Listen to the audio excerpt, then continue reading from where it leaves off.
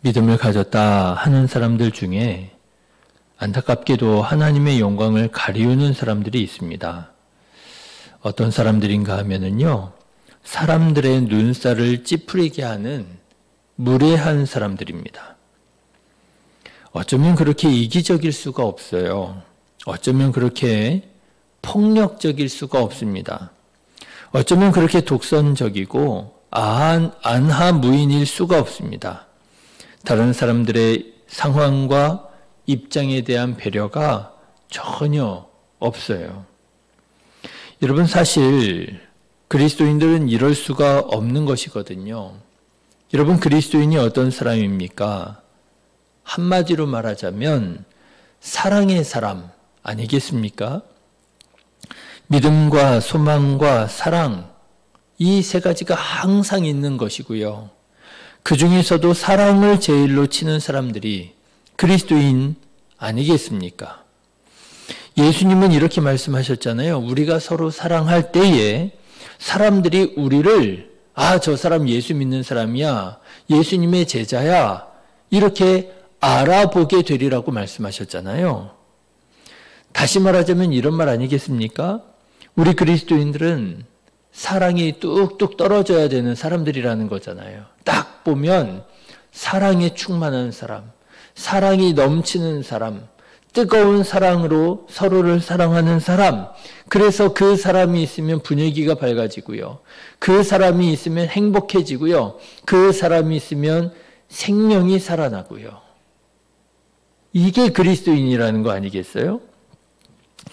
그래서 초대 교회 그리스도인들이 살아가는 모습을 본 유대인들이 그리스도인들을 보고 어떻게 했다는 거예요?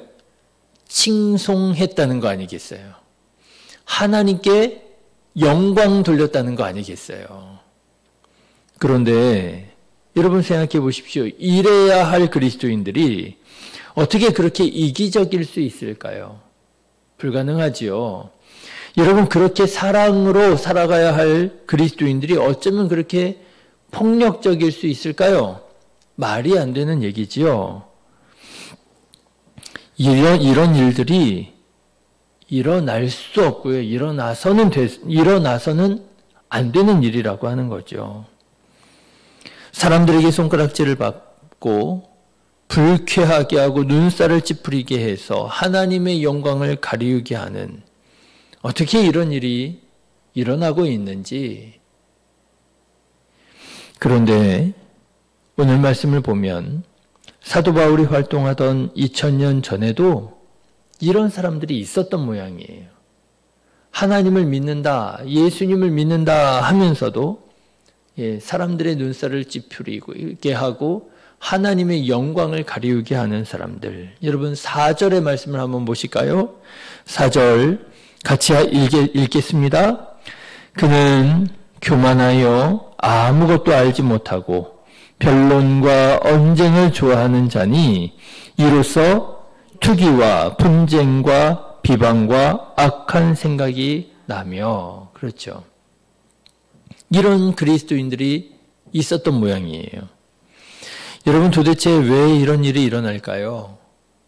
왜 하나님께서 말씀하신 바, 뜻하신 바와 다른 하나님의 영광을 도리어 가리우는 이런 그리스도인들이 있는 것일까?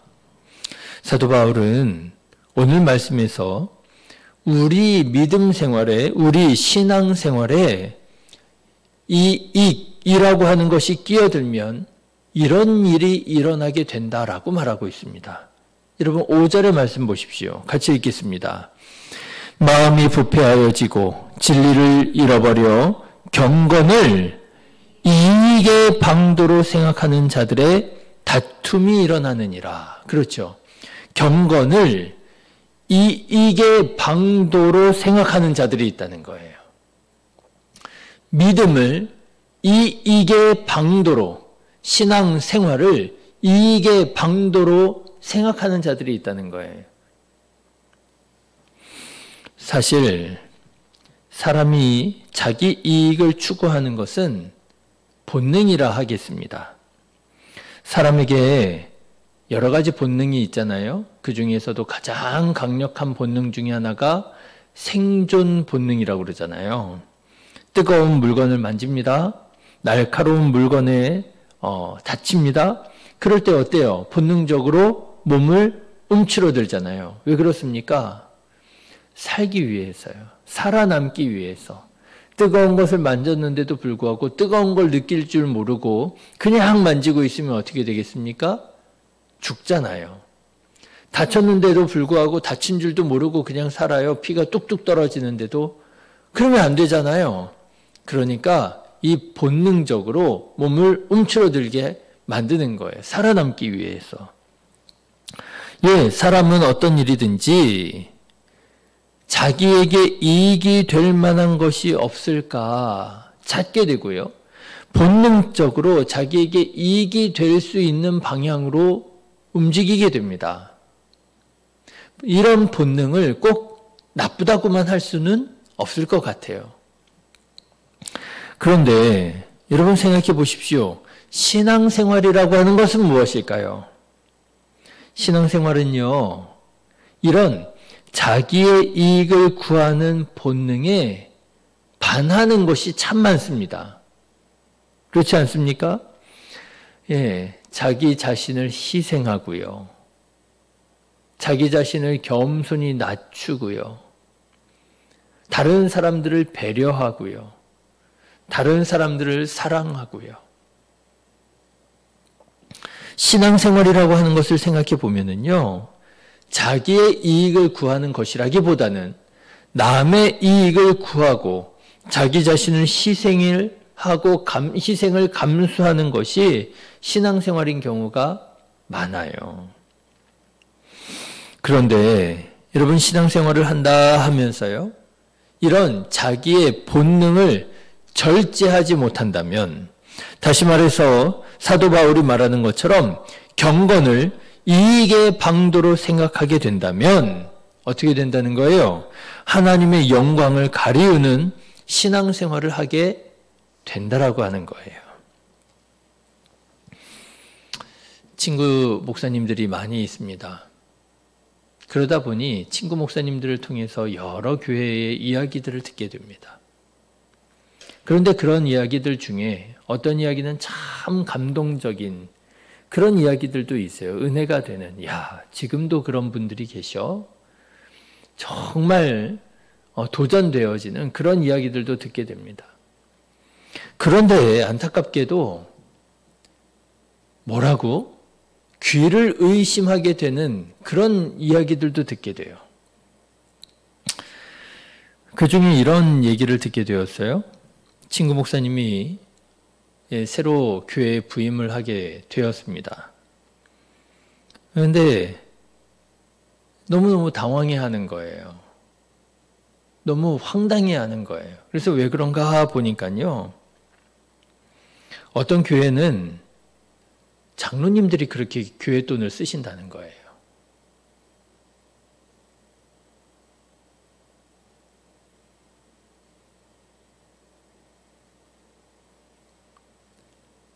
장로님들이 교회 돈을 그냥 막 갖다 쓰신다는 거예요. 교회 부임에 목사가 갔는데 이런 상황을 알게 된 거예요.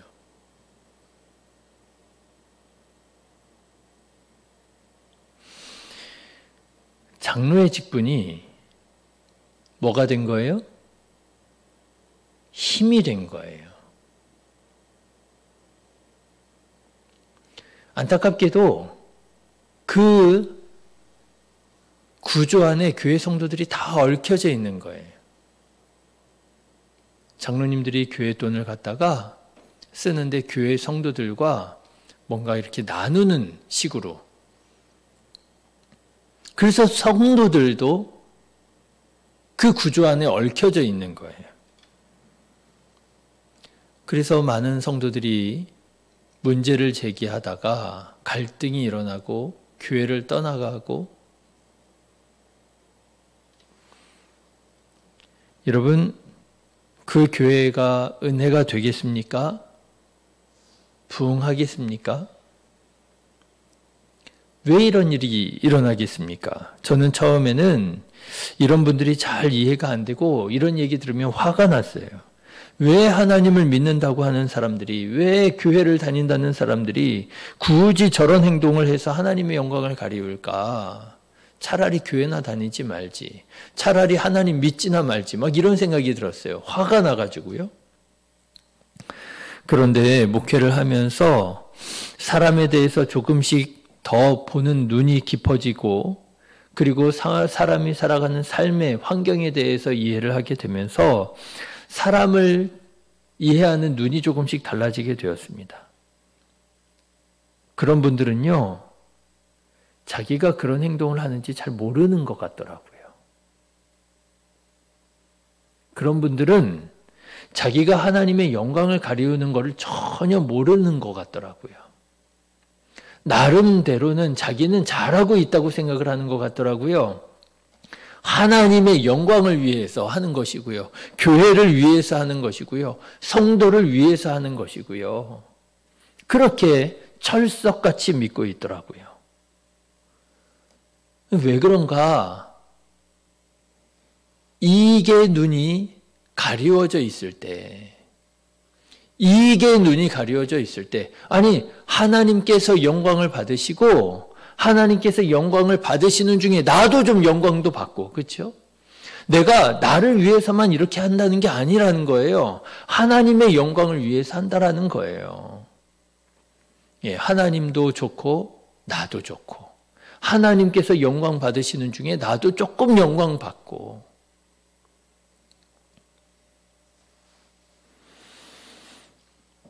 꼭 돈이 아니더라도 이렇게 이익의 눈이 가려진 사람들이 너무너무 많더라고요.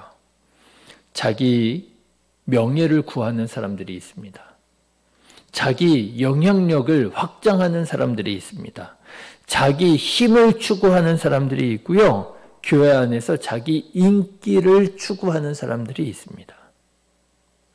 자기가 그 이익을 누리고 있다고 있는, 자기가 그 이익을 즐기고 있다고 하는 이 사실을 잘 모르더라고요. 하나님의 영광이 가려지고 있다는 사실을 잘 모르더라고요. 그래서 오늘 말씀을 보십시오. 바울은 아주 단도직입으로 말합니다. 9절, 10절의 말씀을 한번 보실까요? 9절, 10절 같이 읽어보겠습니다. 부하려 하는 자들은 시험과 올무와 여러 가지 어리석고 해로운 욕심에 떨어지나니 곧 사람으로 파멸과 멸망에 빠지게 하는 것이라. 돈을 사랑함이 일만 악의 뿌리가 되나니 이것을 탐내는 자들은 미혹을 받아 믿음에서 떠나 많은 근심으로써 자기를 찔렀도다. 처음부터 그런 마음은 아니었을 거예요.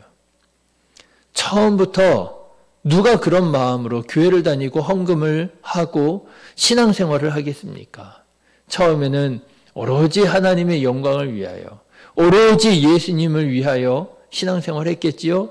그런데 조금씩 방향이 틀어지더니 조금씩 그 가운데에서 자기의 이익을 구하게 되더니 나중에는 타락하여져서 자기 욕심에 떨어지게 되어서 미혹을 받고 유혹을 받아서 믿음에서 떠나게 되더라고 하는 것이지요. 여러분, 나의 이익을 추구하는 마음, 자기의 이익을 추구하는 본성, 경계하시기를 주님의 이름으로 축원합니다. 성경 말씀을 보면은요, 놀라운 말씀이 있어요. 하나님께서는 하나님이 받으실 영광을 사람과 나누지 않으신다는 거예요. 하나님도 좋고 나도 좋고 이런 게 아니라는 거예요. 누군가는 그런 말 했잖아요. 그는 흥하여야 하겠고 나는 쇠하여야 하리라. 세례 요한이 그렇게 얘기하잖아요. 하나님께서는 영광을 받으셔야 되겠고 나는 가리워져야 되겠고, 여러분, 우리도 까딱 잘못하면 하나님의 영광을 위한 신앙생활이 아니라 나의 이익을 추구하는 신앙생활을 하게 될 수도 있을 것입니다. 여러분, 이 일은 결코 쉬운 일이 아닙니다. 나도 모르는 사이에 그렇게 타락할 수 있어요. 이게 뭐가 어떠냐고.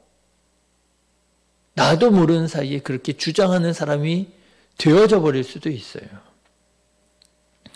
그래서 바울은 그의 영적 아들 디모데에게 이 일을 가리켜서 선한 싸움이라 이렇게 얘기합니다. 11절 12절 말씀을 보십시오. 오직 너 하나님의 사람아 이것들을 피하고 의와 경건과 믿음과 사랑과 인내와 온유를 따르며 믿음의 선한 싸움을 싸우라. 영생을 취하라. 이를 위하여 내가 부르심을 받았고 많은 증인 앞에서 선한 증언을 하였도다. 선한 싸움이래요. 하나님께서 받으실 영광을 조금이라도 취하지 않는 것. 이게 선한 싸움이라는 거예요. 설렁설렁해서 될 일이 아닙니다. 싸우듯 이겨내야 할 일이라고 하는 것이죠. 요즘에 계속해서 예수님께서 겟세마네에서 피땀 흘려 기도하시는 말씀이 자꾸만 생각이 납니다. 그 모습이 자꾸만 그려집니다. 예수님께서 그렇게 뭐 하신 거예요? 싸우신 거잖아요. 영적으로 싸우시는 거잖아요. 싸워야 된다는 거예요. 설렁설렁해서 될 일이 아니라는 거예요. 나도 모르는 사이에 하나님께서 받으실 영광을 내가 취하고 있을지도 모르는 것이고요. 나도 모르는 사이에 내가 하나님의 영광을 가리우는 자가 되고 있을지도 모르는 것이고요. 여러분도 지금 한번 점검해 보시기를 바랍니다. 혹시라도 우리의 경건 생활에 나의 이익, 자기의 이익이 끼어들어가 있지는 않습니까? 꼭 돈은 아니더라도 여러분 혹시 신앙생활에 자기 명예가 끼어들어가 있지 않습니까? 자기 영향력이 끼어들어가 있지 않습니까? 자기 힘, 자기 인기가 끼어들어가 있지는 않습니까? 바라기는 오직 하나님께만 영광 돌려드리는 저와 여러분 되시기를 주님의 이름으로 축원합니다. 그래서 하나님께서 영광을 받으시는, 하나님께서 통치하시고 다스리시는 하나님의 주권이 이루어지는 하나님의 나라를 누리며 살아가는 우리 성도님들 다 되시기를 주님의 이름으로 축원합니다. 기도하겠습니다.